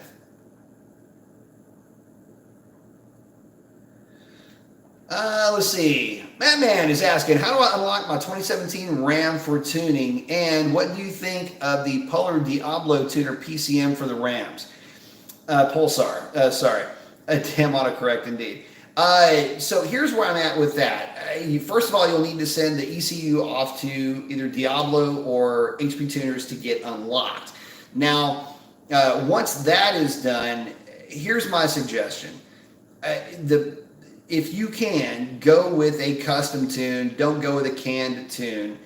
You're going to need to have some adjustments made to whatever tune you get for your truck. If it is a canned tune, or even in some cases an email tune, you're going to need to be part of that process, because one of the biggest issues that guys have is they'll take a canned tune and take for granted that tune is just going to work for their truck. The problem is every Mopar is a little bit different. It's just the way that it is. I mean, I've seen cars that were 3 months apart from each other in terms of build date have goofy little differences in the operating system. You'd be surprised. In fact, SRT Jimmy's SRT was, I want to say, 3 months either older or younger than my SRT. And there were some goofy little differences in his operating system, and this is just within the same year. In fact, his car even sounded different than mine. Same exact setup. His car was a clone of mine, and I couldn't tell you why. It's just goofy little differences in that operating system. So anyway, what I'm saying is you are going to end up having to be a part of that process. Just know that going into it, but you will have to send that ECU off to either HP or Diablo to get unlocked. Let's see. James is asking, what are your thoughts on the 4-liter V6 2005 Mustang Premium with 90,000 miles? Wouldn't be a bad daily. Those things, if they've been maintained, last forever. So, yeah, I mean, if it's got good maintenance records, or you trust where it's coming from, then, dude, I'd say go for it. It'd probably be a great first car or a great daily or commuter car. And again, I had, let me think about this. I think it's the same engine too. My old Explorer with the 4-liter, man, that thing had 230-something thousand miles on it, still running like a top. It's all about the maintenance. Let's see, Sean is saying, the dyno before and after on my long tube headers on my 392 is only 3 peak horsepower, but the next time at the track it was over 1.5 miles faster, over a mile, faster, and 1.5 tenths quicker. Then I got the tune, and now it's 460 plus at the wheels on a dyno jet. Can't wait to try to improve on my 12.3. Oh yeah, you'll get that. I think let me think about this. If you take that package for what it's worth, it is a lot of fun to drive. It's big, it's comfortable, and it's fast. That's really what it's all about with these cars. No doubt about it. And I think you'll definitely get there. But the long tubes, yeah, I agree with that. It's weird. Nothing shows up on the dyno. One thing to remember though is I've actually seen cars do better with the stock manifolds, but it's kind of vehicle dependent. Something to think about, but a lot of that has to do with the tune too. Mopar is saying, we think the same on mods. Yes, sir, we do. Red Eye has pretty much what you mentioned other than the injectors. Duty cycle is still under 50%. I love it. Yeah, the Red Eyes and the Demons have slightly larger injectors, and I'm kind of there, if I'm being honest, when it comes to mods on mine. 93 octane is what I need the car to perform best on, because it is still a street car. Now, if the question is, well, what about race gas? Would I change anything for race gas in the tune or what have you? No, I wouldn't. And the reason for that is I don't want to lean on a race gas tune for a street car. Yeah, I'll run race gas in it, even the way it sits now, and the car seems to like it, but it doesn't make a huge difference in the way that the vehicle performs, and that's what I want to have. I want a car that's very happy on 93 octane, and if I feel like I want to be, I don't know, a little bit safer with it at the drag strip where I know that I'm going to be leaning on it very hard, then yeah, race gas is a nice way to go. But you tune it on pure 93 and then use the race gas as a more of a safety measure than anything else. As long as it's not losing performance, you'll be fine. And again, use a race gas that's street friendly. You know, using Q16 is definitely not advisable, if not for the simple fact that it's obnoxiously expensive. It's Q16. But if you're going to be going with something like my car on the street, 100 or 104 unleaded will get you right where you need to be, no sweat, easy to get, not super expensive, although it is expensive, and it works great. Let's see, Justin is saying, sad. Dude, you and I are rowing the same boat, buddy. He goes, sad that I need to wait until October for some decent DA here in muggy South Florida. Dude, I'm telling you. So we're hanging out in the garage tonight. It is April, 6th, I think. It's gross. Everything's sticky. Like I say, I still got to wash Revlon, and it's going to be nasty. I got to tell you, it's gross. Freaking swamp. But I'm right there with you, brother. Down here in beautiful Southeast Texas, it's the same thing, and everything is sticking to everything. I swear, if you threw a cat up against the wall right now, it would stick like a sponge and be gross. Mopar fan was saying, my friend has an '05 Chrysler 300C with a 345, and his Nagwin 5-speed gets hot when he uses the manual mode. How can you fix the problem? It gets hot when he uses the manual mode. Well, what's he doing with it while it's in manual? I mean, yeah, it's going to get hot if you're wailing on it. But check the fluid, make sure something's not going on in there, just be on the safe side. But I don't know. I would say it has more to do with what he's up to than just the fact that it's in manual mode, I would guess. Hang on a second.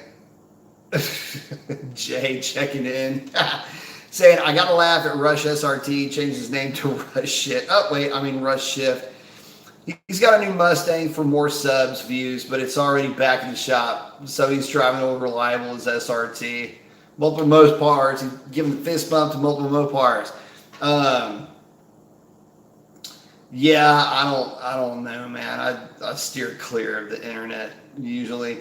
But yeah. G Rocking the Speed saying, when they tune these 392s, are they able to make the throttle a little more snappier, or should I just get a pedal commander? No, you can absolutely make the throttle more aggressive. You can make that throttle literally unbearably aggressive if you make a mistake there. So yes, don't worry about it. If you're getting a tune, tell them to ramp up the throttle, and they'll know exactly what you're talking about. Scatpack saying, great stuff. Thank you very much. I appreciate that. G Rockin said, had the long tubes on a 5.7, they make a world of difference. Yeah, they do. Because the stock manifolds are garbage on those 5.7s. James Power says, thanks. That's actually good advice. Not a problem, my friend. Thank you for being with us. G Rocking the Speed saying, just noticed the shirt. Oh yeah, sorry, I'm kind of slumped over in the chair. Yeah. This is part of the preliminary run of the Mopar Chat Live t-shirts. So may start offering those up. I just need to get some more made. James saying, how's it going? Mason started into my 5.7 Hemi Magnum engine, bought a 6.1 intake manifold. Will it be wise to get 6.1 heads from an '09 car? Possibly. What year is your 5.7? The 6.1 heads are actually really good heads. In fact, I'll go so far as to say this. I love the 6.1. And the 6.1, for us Mopar guys, to put things into perspective, is kind of like the LS. It's kind of like the Windsor of the engine family worlds from over there, so to speak. But the reason why I like the 6.1 is that the heads don't flow as much as the later 6.4s and 5.7s. And you might think, well, that's not a good thing, right? I mean, you want more head flow and you want more this, that, and everything else. Not necessarily. The 6.1 heads are appropriate for making very good power on a street engine.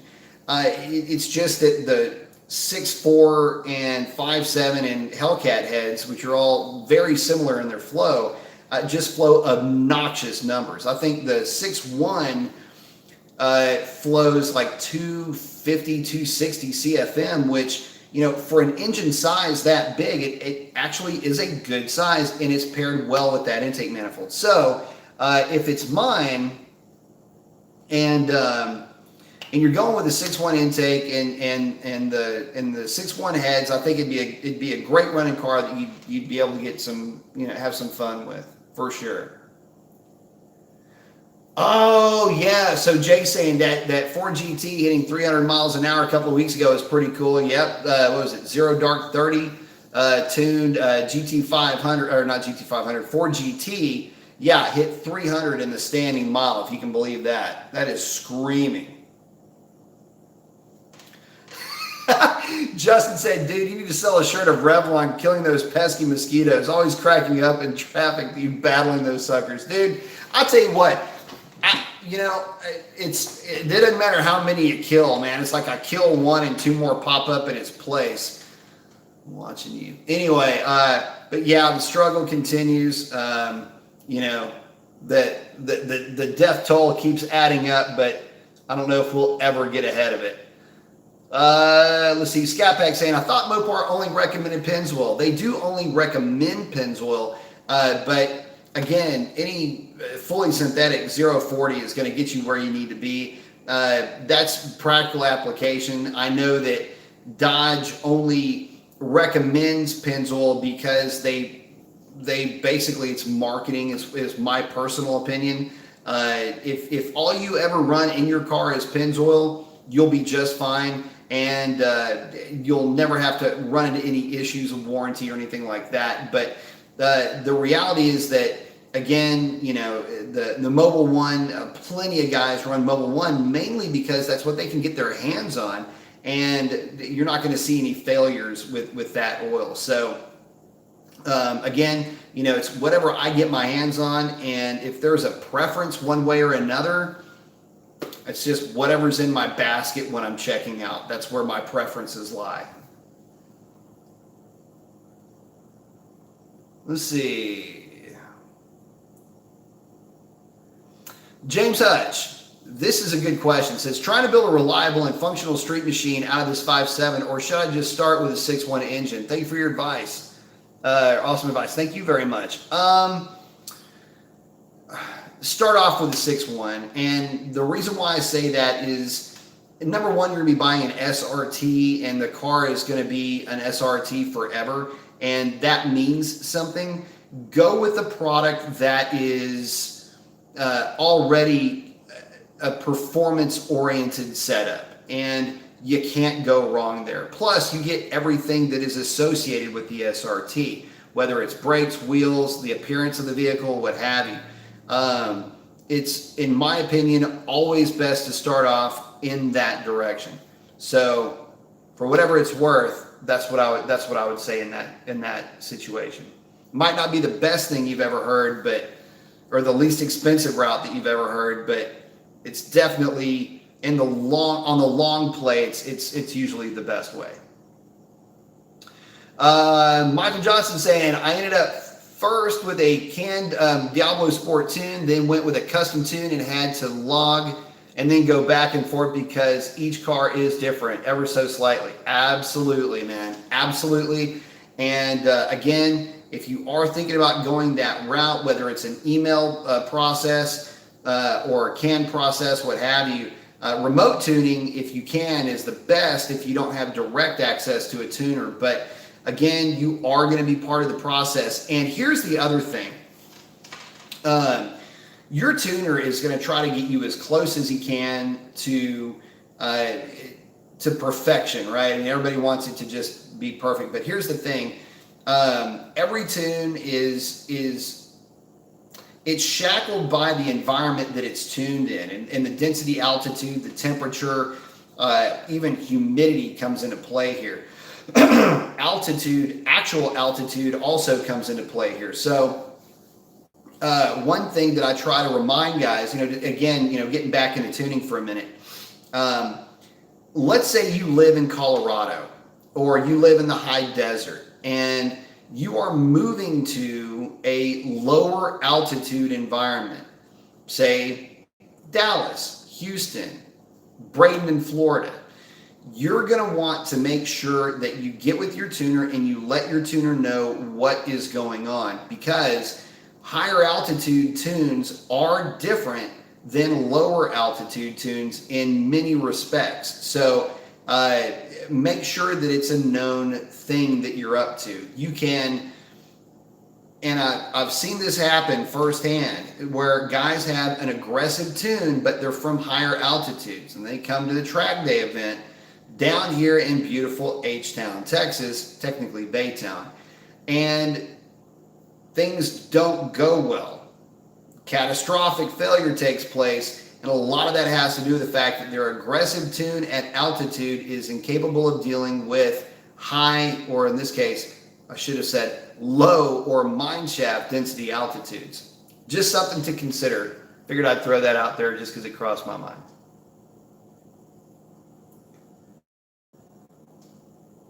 Let's see. Sorry about, almost blasted past you. Hang on a second. Derek Sizemore saying, how would you handle seeing people from a shop that did you wrong at the track on a regular basis? Just ignore them? Yeah, just ignore them. I mean, if you've already settled your disagreement, or you've had at least some civil discourse with them and have moved past it, then yeah, there's no reason to really need to interact with them. If this is an ongoing issue, then my best advice is just, move on to the next shop that's going to take good care of you.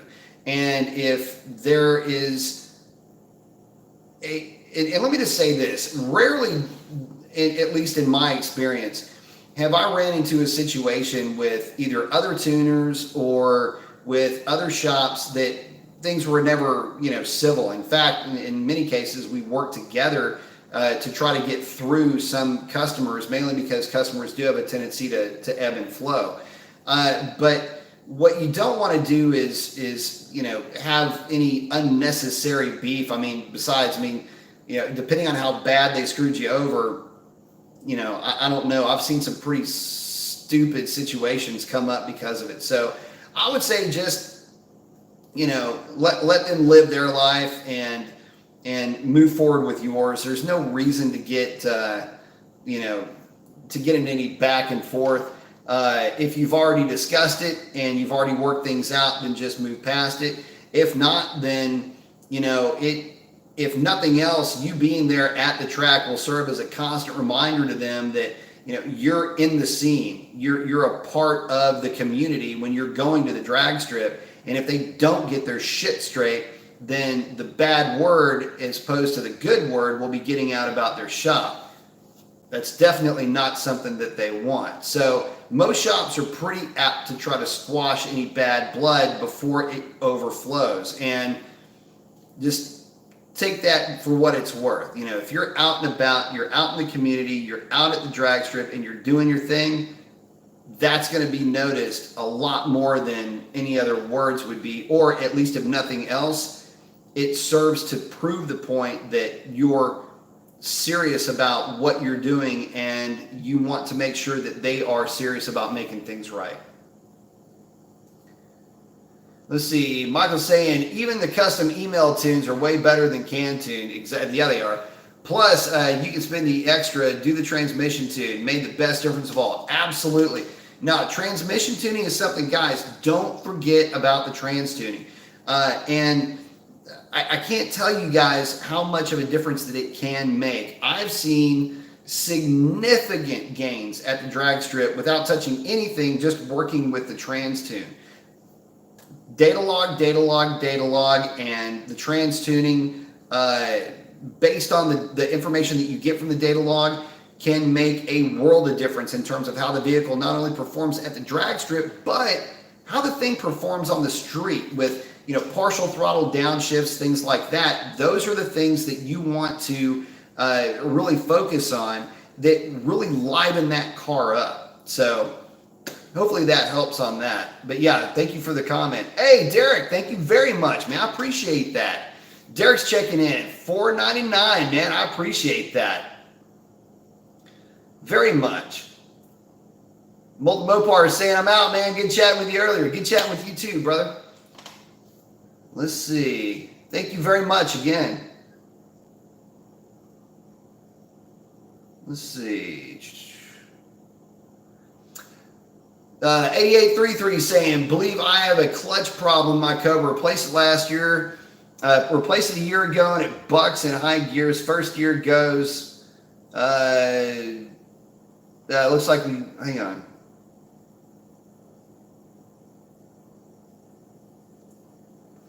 Looks. I don't know what's happening at the end of this post, but it looks like it's kind of fading out. First gear goes no problem. Any suggestions? Bucks in high gears.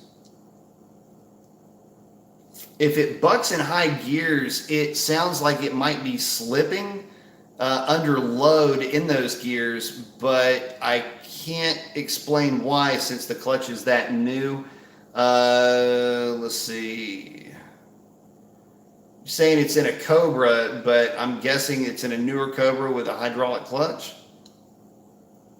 Check to make sure that that is adjusted properly. Your throw-out bearing.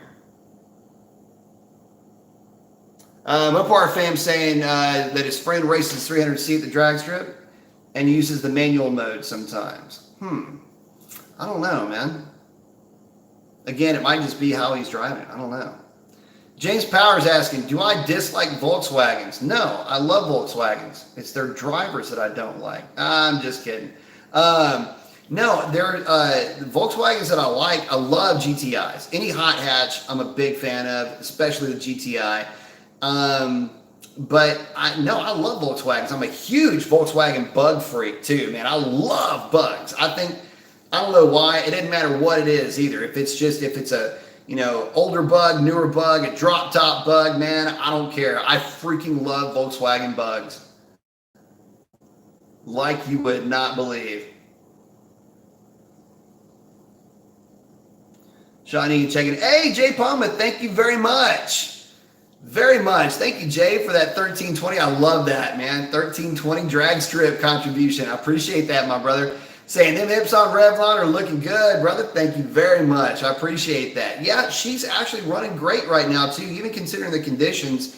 Stock car running 1070s. How can you complain, man? The thing is just so much fun to drive. And, I really have no complaints with her. But she does look good, doesn't she? Love it. But thank you so much for the contribution, my friend. I do truly appreciate it.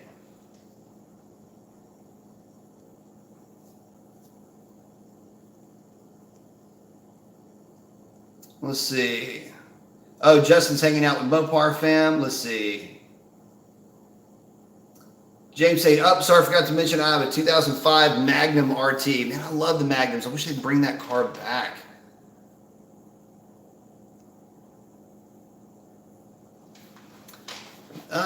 Let's see. Mopar fam saying, my friend has a 392 gear ratio and his 300C shifts at 6,100 RPM. Let's see, 6K to 6,200. Sounds about right. Yep.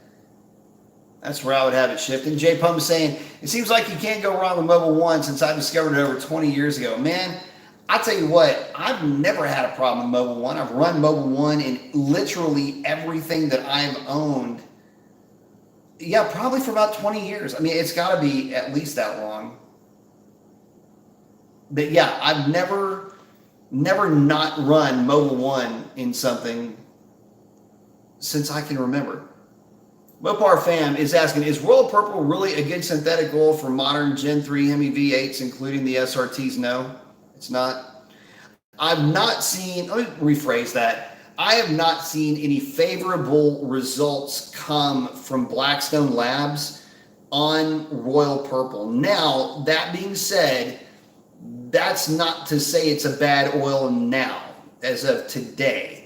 But leading up to today, I have not seen any favorable results from Blackstone Labs when you compare them to Mobil 1, Pennzoil, Amsoil, or any other of the major name brands for that matter.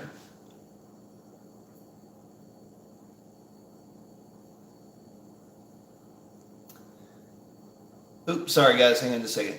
Michael John saying, as you were just mentioning things about stoichiometry, keep in mind to take your back and forth test with remote tuner on the same day or very similar weather. So stoichiometry, what he's talking about is making sure that, well, short terms and your short-term fuel trim adjustments, it'll adjust itself between 0 and 25% typically in any direction. Some of the newer ones can even go as much as 30% before they really start freaking out in terms of rich and lean. But yeah, if you want to make sure that you are running the car and getting the right type of data to your tuner. What I mean by running the car is drive it hard, not only just at cruise, but you need to be loading that thing pretty heavily in individual gears. And this is all stuff your tuner will tell you, by the way, just how to load the thing up, what kind of information that your tuner is looking for to best put together a tune that's going to work well for your car.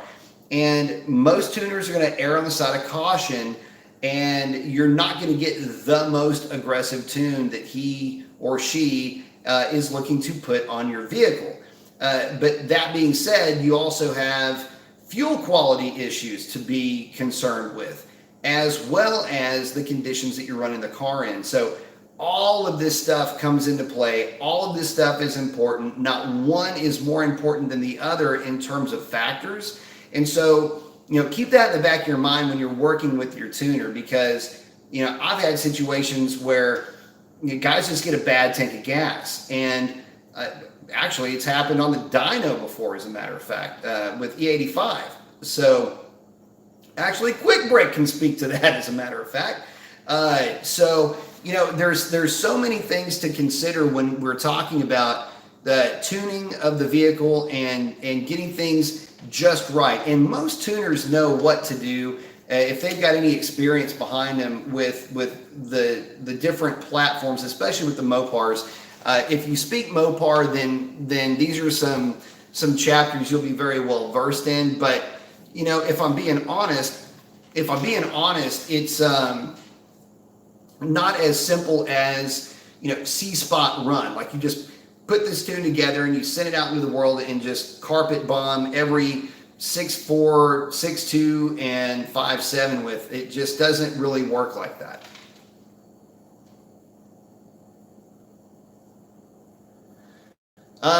Derek is asking, is there anything special about Ford Motorcraft 5W50 versus other brands? No, probably it probably is made by Mobil 1.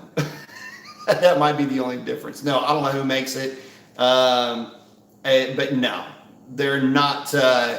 It's not any different. In fact, as long as it falls, and you got to remember, you're talking about a product that is a manufactured product, which has to fall under certain guidelines or has to meet certain criteria to be called what it's called, right? So I can't take a bottle of ketchup and just put 5W50 on it and say, this is 5W50, but it's not. It's a fucking condiment. So the thing is that there are a very specific set of rules that something has to meet to be able to be called motor oil and viscosity at certain temperatures, flash points, shear bond strength, all of that has to come into play. And so that's why I'm going to tell you there's not going to be a huge variance. What you want to look for, though, if we want to talk about oil for a second, look at the viscosity at 0 degrees Celsius, at 100 degrees Celsius, and you want to look at the flash point. Those are the things that are going to determine what is potentially a better oil than others. Now, that doesn't necessarily give you shear bond strength, although you can go into some parameters that will give you an indication of that. But for the 99.9999% of all of us, those criteria are the things that you're going to look at first in terms of making a determination of which product you want to put in your car. But all of them are good for the most part. If it says Motorcraft on it, it's probably going to be a good product. They make actually some of the best filters on the market. Quick break saying, got to crash, buddy. Good night, man. Good night, brother. Sweet dreams. Have a good evening. Chaos of the Unicorns is in. One of my favorite screen names saying, our man B dropping an extra dose of that Mopar schooling on us tonight. So much education being dished out. I love it. Thank you, sir. Man, I do appreciate that. Justin is saying, I see a lot of 392 guys on YouTube and at the track taking out their air filters for better ETs. I gotta say, I would never consider it. Don't consider it because you won't pick up anything. I've already proven this. I've done it at the track and I've done it on the dyno. And in fact, the car got slower with the air filter out of it, and it made less power with the air filter out of it as well. Not by much, just a little bit, but it's just that little bit. Oh, by the way, that was with a Hellcat air filter as well.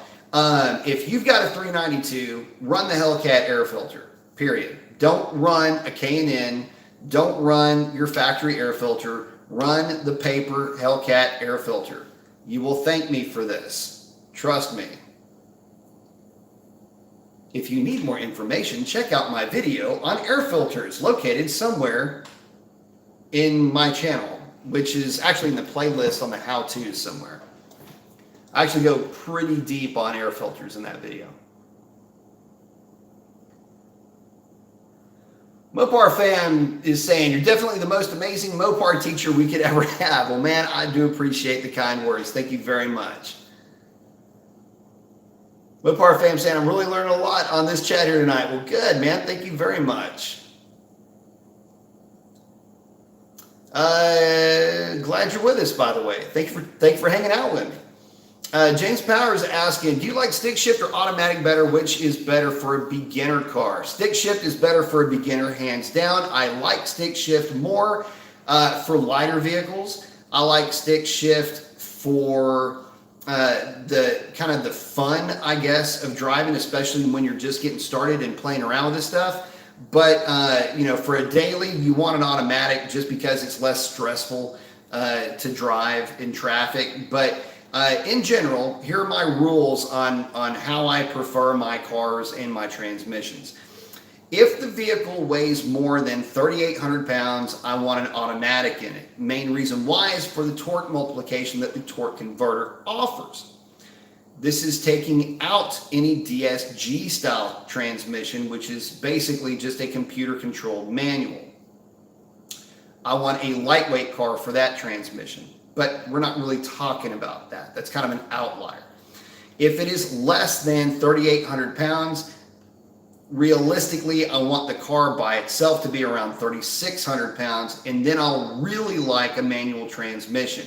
Mainly because whatever the power the engine is making, I'm not going to need the torque multiplication of a torque converter to get the thing going. Chances are it'll have plenty of torque just in the engine to get the thing rolling. Now, that being said, what are my thoughts on manual transmissions in big cars? I don't like them as much, mainly because you can, they get a little bit wallowy, in my opinion. I like, in a manual transmission car, I like things to be kind of tight.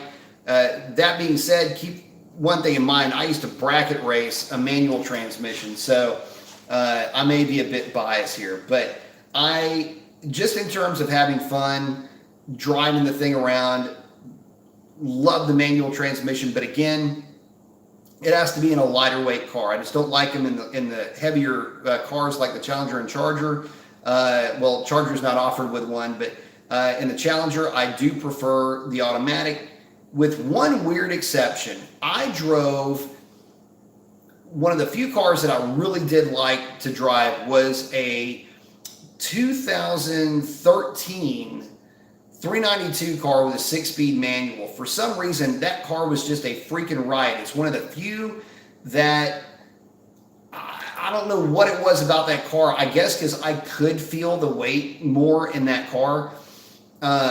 But we had one at the shop, and I almost just didn't want to give the car back. I just really loved driving that car, and it was stock. So, but I think that was like a short-term kind of a fling thing.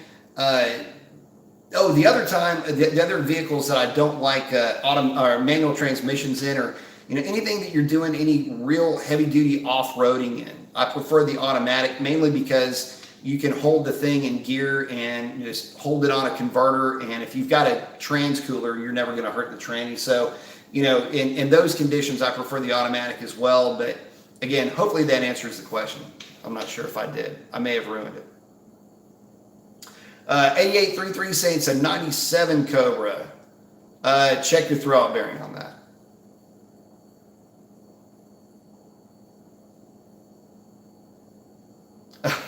James Powers, punch back, punch back. That's on my my love for VW bugs. Let's see.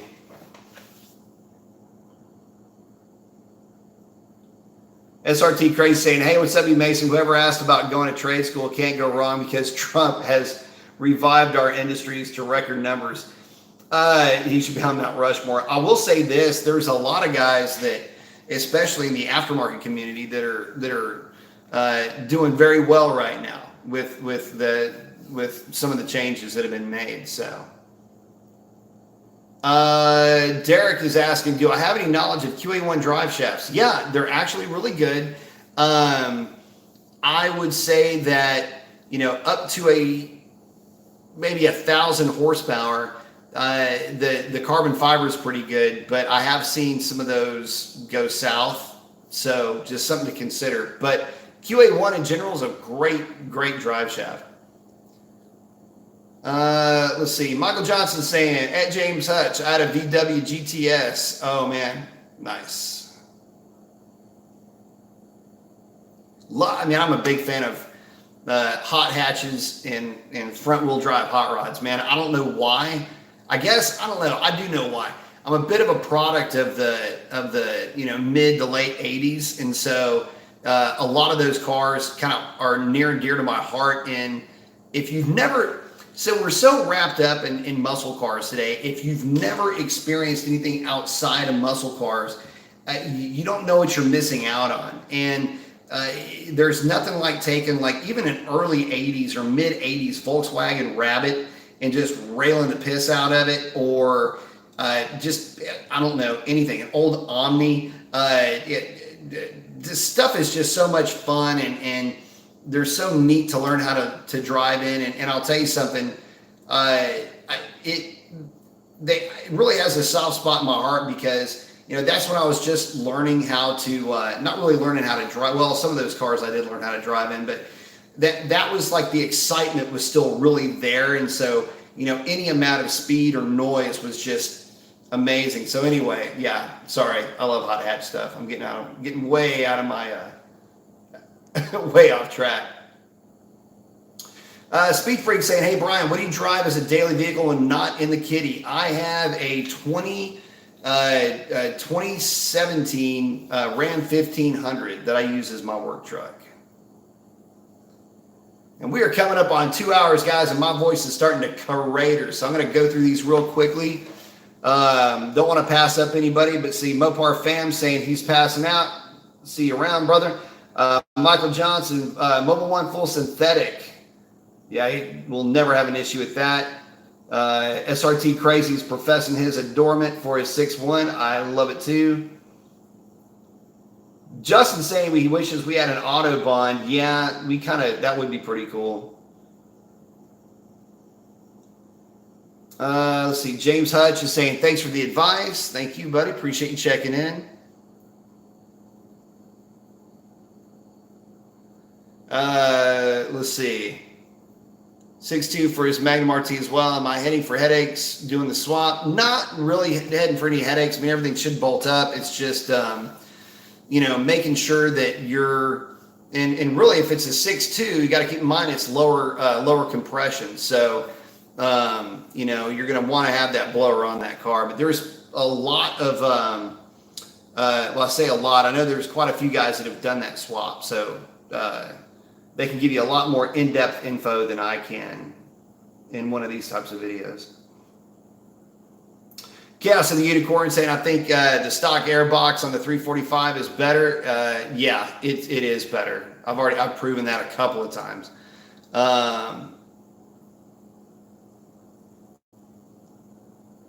SRT Crazy saying, you're right about the Pennzoil marketing because the oil filter cap on my 6'1" says Mobile One.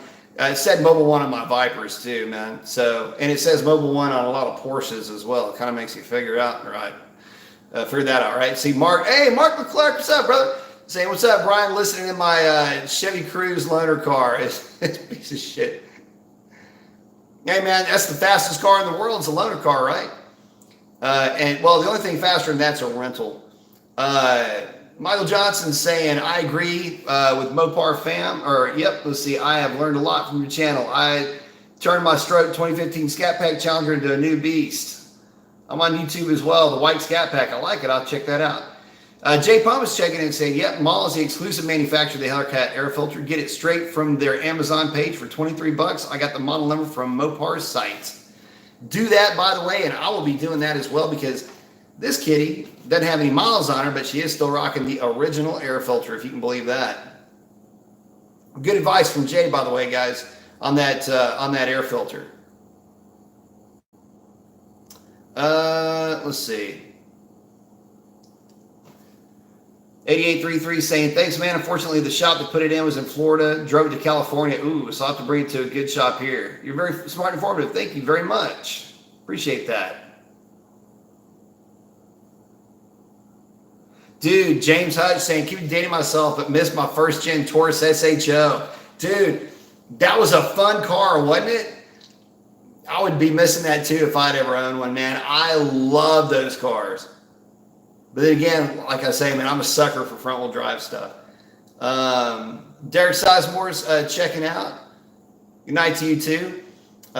James Power is saying, do you think convertibles cause as many problems as people think? No, they don't. Just people acting weird with them does, but no, they're fine. My thing with convertibles is they are not typically as structurally sound, but that's typically an older way of thinking because a lot of the new convertibles are every bit as structurally sound as their hardtop counterparts were. James is checking in saying, thanks for your platform, Mason. See you on the next one. Adios. Thank you, James. Appreciate it. And Michael John saying, stock, not stroke, previous comment. I got you, brother. Well, guys, thank you all very much. My voice is checking out. That means I got to check out along with it. Thank you all very much for hanging out with me, though. And, man, I can't thank you all enough for supporting the channel and for hanging out with me. So with that, I'm out of here.